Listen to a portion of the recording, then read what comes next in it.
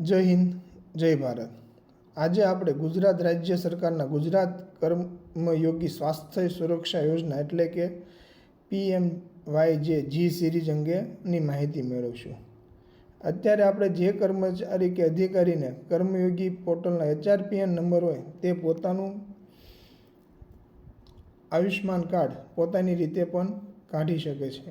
તે માટે આપણે સૌપ્રથમ આપણા યુઝર આઈડી પર લોગિન થવાનું રહેશે કર્મયોગીમાં. જે કર્મયોગીમાં લોગિન થયા બાદ આ રીતની જે વિન્ડો ખુલે એમાં આપણે માય પ્રોફાઇલ પર જવાનું છે.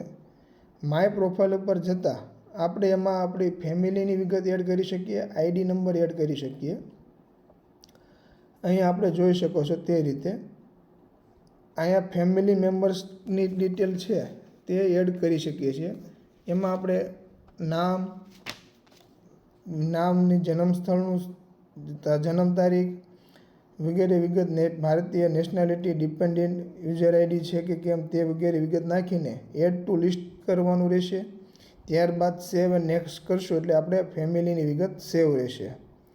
ત્યારબાદ આપણે આઈડી નંબરનો ઓપ્શન છે તેમાં આપણે આપણા આઈડી નંબર સિલેક્ટ કરીને આધાર કાર્ડ સિલેક્ટ કરીને આધાર કાર્ડ નંબર નાખીને આપણે એડ ટુ લિસ્ટ કરી સેવ એન્ડ નેક્સ્ટ કરીને આપણે આપણી વિગત એડ કરી શકીશું. ત્યારબાદ આપણે ગુજરાત સરકારની ભારત સરકારની જે આપણે મા કાર્ડની યોજના માટેનું જે ઓપ્શન છે વેબસાઇટ તેના ઉપર જવાનું રહેશે. તેની વેબસાઇટ છે આપણે https://beneficiary.nha.government.in પર. તેના પર જતાં આપણે આ રીતનું જે લોગિન છે તે ખુલશે. એમાં આપણે અહીંયા જે કોડ આપેલો છે તે એડ કરવાનો રહેશે. કોડ એડ કર્યા બાદ અહીંયા મોબાઈલ નંબર એડ કરવાનો રહેશે. મોબાઈલ નંબર એડ કર્યા બાદ આપણે વેરીફાઈ પર ક્લિક કરશું એટલે આપણા મોબાઈલ નંબર ઉપર ઓટીપી આવશે. તે ઓટીપી આપણે અહીંયા એડ કરવાનો રહેશે. ઓટીપી એડ કર્યા બાદ ફરીવાર કોડ નાખીને આપણે લોગિન ઉપર ક્લિક કરવાનું રહેશે. લોગિન ઉપર ક્લિક કર્યા બાદ આ રીતે વેબસાઇટ ખુલશે. એમાં આપણે સ્કીમમાં PMJY સિલેક્ટ કરવાનું રહેશે. ત્યારબાદ રાજ્યમાં ગુજરાત રાજ્ય, સબ સ્કીમમાં રેગ્યુલર એમ્પ્લોય, પછી આપણે જ્યાં ફરજ બજાવતા હોય તે જિલ્લાનું નામ, ત્યારબાદ HRPN નંબર પર ક્લિક કરશું એટલે HRPN નંબરનો ઓપ્શન ખુલશે. એટલે HRPN નંબરનો ઓપ્શન ખુલ્યા બાદ આપણે HRPN નંબર એડ કર્યા બાદ આપણા જે કોડ આવેલો છે તે કોડ લખીને અહીંયા સર્ચનું વાળું છે દૂરબીન જે એના પર ક્લિક કરતાં આ રીતની આપણું જેટલા ફેમિલી મેમ્બર હશે કર્મયોગી યુઝર આઈડીમાં એડ કરેલા તે બધાની ડિટેલ આમાં આવી જશે. ત્યારબાદ આ રીતે ડિટેલ આવ્યા બાદ આપણે આપણા જે વિગત આપી છે તેના સામે એક્શન ઉપર ક્લિક કરતાં આ રીતે વિન્ડો ખુલશે. એ રીતે વિન્ડો ખુલ્યા બાદ તેમાં આપણે વેરીફાઈ પર ક્લિક કરવાનું રહેશે. ત્યારબાદ ક્લિક કરશું એટલે આ રીતનું વિન્ડો ખુલશે. એમાં યસ આપીને આપણે એલો કરવાનું છે. એલો કર્યા બાદ ફરીવાર આ રીતે વિન્ડો ખુલશે. વિન્ડો ખુલ્યા બાદ આપણે આધાર ઓટીપી, ફિંગરપ્રિન્ટ, આઈરિસ સ્કિન અને ફેસ ઓથેન્ટિકેશન પર ક્લિક છે જે ઓપ્શન છે તેમાં આપણે આધાર ઓટીપી પર ક્લિક કરશું એટલે આપણો આધાર કાર્ડ નંબર લખેલો છે તે આવશે. તેના પર વેરીફાઈ કર્યા બાદ ફરીવાર સેમ વિન્ડો ખુલશે.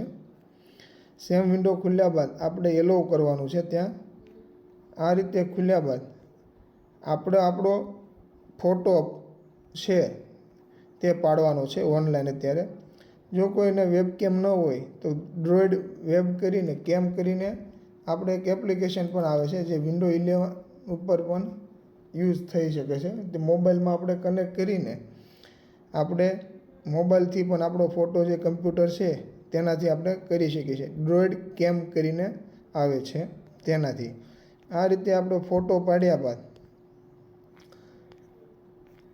આપણે વેરીફાઈ પર ક્લિક કરવાનું રહેશે.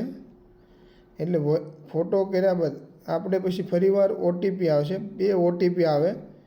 એક આધારનો ઓટીપી આવે છે અને એક આપણે નેશનલ હેલ્થ ઓથોરિટી તરફથી ઓટીપી આવે. એટલે ખાસ ધ્યાન રાખવાનું આગળ આપણે કે ઓટીપી જે હોય તે જેના તરફથી ઓટીપી આવ્યો ને એ ઓટીપી આપણે એડ કરવાનો છે.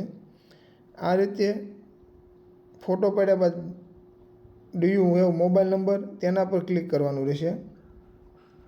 મોબાઈલ નંબર ક્લિક કર્યા બાદ આપણે ફરીવાર મોબાઈલ નંબરનો ઓટીપી જે છે અને વિગત તે સબમિટ કરવાની રહેશે.